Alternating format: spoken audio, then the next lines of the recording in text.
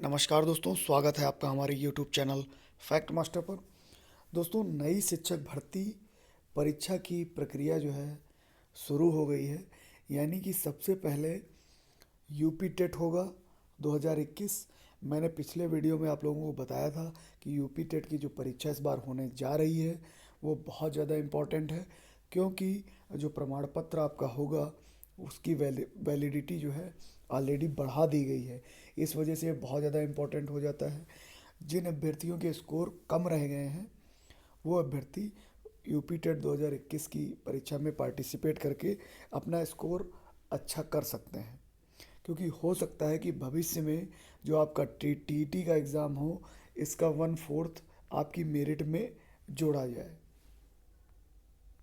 क्योंकि आपने देखा होगा जितनी भी उत्तर प्रदेश में भर्तियां होती हैं उसमें निश्चित रूप से मेरिट में कुछ ना कुछ बदलाव जरूर किया जाता है। तो संभवतः यूपी टेट का यदि आप स्कोर आपका स्कोर अच्छा होगा, या सी टेट आप दे रहे हैं, सी टेट क्रॉस कर रहे हैं, सी टेट का स्कोर अच्छा होगा, तो हो सकता है 1/4 आपका टीटी आपकी मेरिट में जुड़े। इस वजह से बहुत ज़्यादा इम्पोर्टेंट है। एक बार आपने अच्छा स्कोर कर लिया तो इसकी वैधता भी आपको अधिक मिलेगी। जो पिछली बार मिलती थी 5 वर्षों की, वो अब बढ़ जाएगी।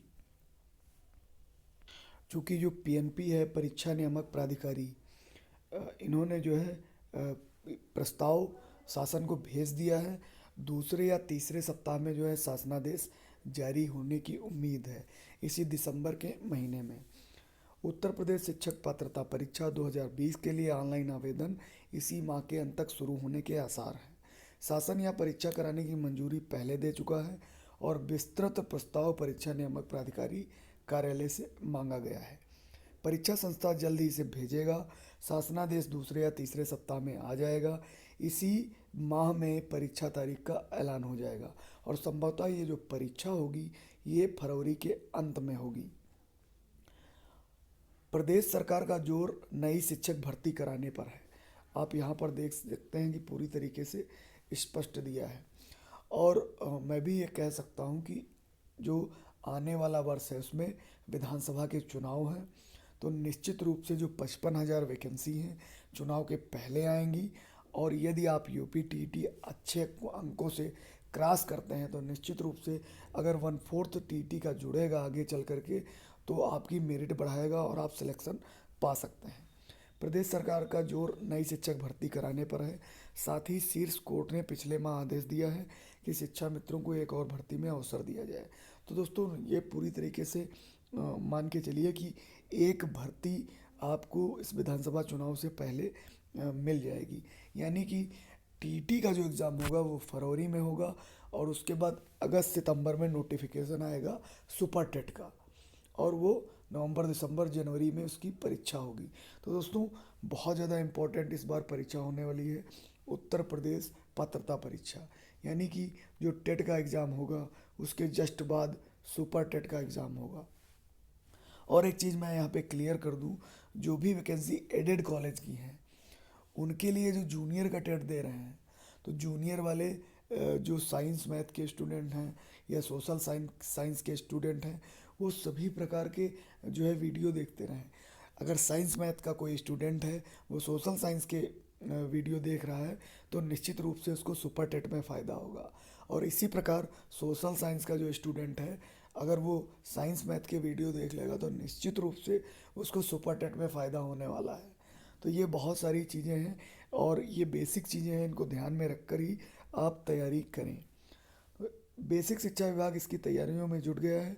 परिषदीय स्कूलों में भर्ती के लिए केंद्र फिर राज्य की टीटी उत्तीर्ण होना अनिवार्य है, इसलिए पहले इस परीक्षा को मंजूरी मिली। आवेदन ऑनलाइन होने के लिए इसके लिए एनआईसी ने संकेत दिया है कि वह दिसंबर के अंत या फिर जनवरी के पहले सप्ताह में आवेदन लेना शुरू कर सकता है। अगले सप्ताह शासन व एनआईसी के अफसर आवेदन लेने का कार्यक्रम तय कर सकते हैं। आसार है कि इसी माह प्रक्रिया शुरू होगी और जनवरी के अंत तक चलेगी। यानी कि जो आपको फॉर्म भरने का मौका दिया जाएगा वो दिसंबर मध्य से जनवरी मध्य तक दिया जा सकता है। लगभग 1 महीने का टाइम आपको फॉर्म फिल करने के लिए दे दिया जाएगा। जो नए स्टूडेंट हैं वो पूरी तरीके से जो है इस वीडियो को अंत तक देखते रहें। और इसी बीच शासनादेश और परीक्षा तारीख का ऐलान होगा। इस बार आधे आवेदकों की संख्या लगभग 15 लाख हो सकती है। हो सकता है मे भी जिनका स्कोर कम रह गया हो पिछली शिक्षक जो पात्रता परीक्षाएं हुई हैं उनमें, तो ये संख्या 15 लाख से ऊपर भी जा सकती है। कोविड-19 के खतरे को देखते हुए केंद्रों की संख्या अधिक रहेगी।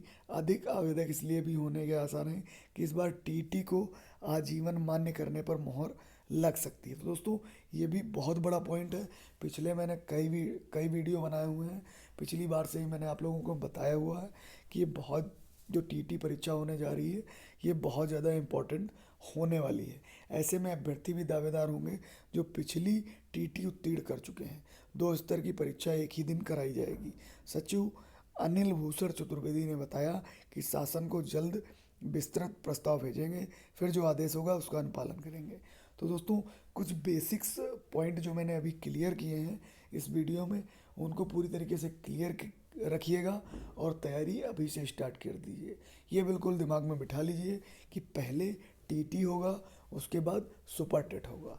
तो आप लोग धीरे धीरे अपनी तैयारी को करने में लग जाइए और जब भी आपका एग्ज़ाम आए निश्चित रूप से आप सफलता के हकदार होंगे। और एक बहुत ही इम्पोर्टेंट बात मैं आप लोगों के साथ शेयर करना चाहूँगा।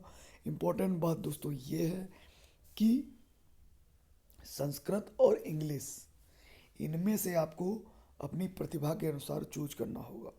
यदि आप इंग्लिश में अच्छा कर रहे हैं तो ही आप इंग्लिश लें, अन्यथा आप संस्कृत लें।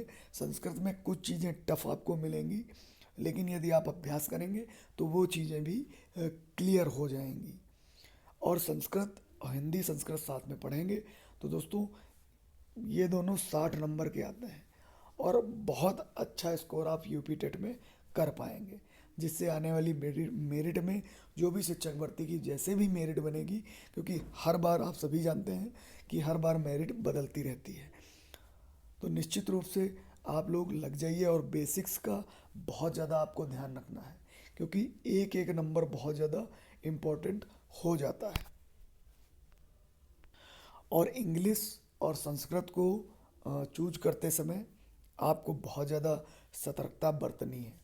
आप आपने यदि पिछले 3-4 एग्ज़ाम दिए हैं, चाहे वो सी टेट के हों, किसी भी स्टेट के हों, टीचर एलिजिबिलिटी टेस्ट होने चाहिए। आप अपना इंग्लिश और संस्कृत में परफॉर्मेंस देख लें, इंग्लिश में परफॉर्मेंस देख लें कि इंग्लिश की वजह से कहीं आप परीक्षा मिस तो नहीं कर रहे हैं, या संस्कृत की वजह से आपके नंबर कम तो नहीं आ रहे हैं। ये बहुत सारी बेसिक्स आपको देख लेनी है पिछले जितने भी आपने एग्ज़ाम दिए हैं। उसके बाद आपको लैंग्वेज 2 जो है सेलेक्ट करनी है, ठीक है। तो ये बहुत सारी बेसिक्स हैं। किसी भी कोई भी चीज़ आपके दिमाग में चल रही हो या कोई भी प्रश्न आपके दिमाग में चल रहा हो तो आप कमेंट बॉक्स में मुझसे पूछ सकते हैं। मैं कोशिश करूँगा उसका हर संभव जो है हल कर सकूँ। और साथ ही साथ एक बात आप लोगों को अंत में बताना चाहूँगा कि आप हमारे फेसबुक पेज को और हमारे टेलीग्राम ग्रुप को ज़रूर ज्वाइन कर लीजिए, क्योंकि वहाँ पर मैं बहुत सारी जो आपसे जुड़ी हुई इन्फॉर्मेशन है शेयर करता रहता हूँ। तो दोस्तों, जल्द ही मिलेंगे एक नए इन्फॉर्मेटिव वीडियो में। तब तक के लिए नमस्कार। किसी भी क्वेरी के लिए आप कमेंट कर सकते हैं। Thank you.